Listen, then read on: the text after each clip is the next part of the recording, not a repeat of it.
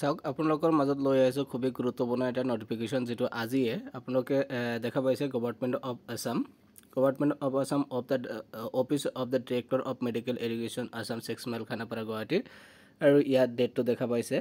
1/3/2025 অৰ্থাৎ আজিয়ে এই নটিফিকেশ্যনটো প্ৰকাশ কৰিছে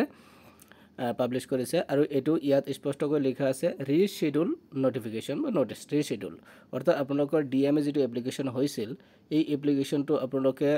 অলৰেডি এডমিট পাইছে বা এইটো আপোনালোকে খবৰ পাইছিল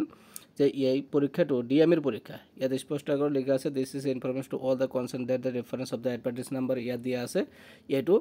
এইটো দিয়া আছে আৰু ইয়াত স্পষ্টকৈ কোৱা হৈছে যে the written examination for the filling up of the vacancies of the different grade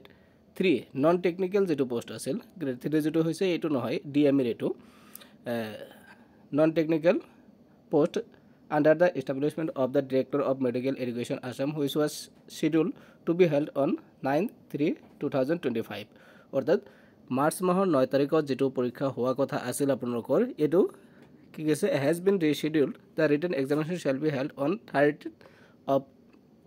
March 2025 March মাহৰ অৰ্থাৎ মাৰ্চ মাহৰ 9 তাৰিখৰ পৰীক্ষা যেটো হোৱা কথা আছিল এটো এতিয়া মাৰ্চ মাহৰ 9 তাৰিখত আপোনালোকৰ ইয়াত নহয় এটো ৰিশিডিউল কৰি 30 তাৰিখত এটো দিয়া আছে মাৰ্চৰ 30 তাৰিখত আপোনালোকৰ এই পৰীক্ষাটো অনুষ্ঠিত হ'ব গতিকে আপোনালোকে চাব আপোনালোকৰ এডমিটটো 30 তাৰিখ তাৰ 1 উইক মান আগতে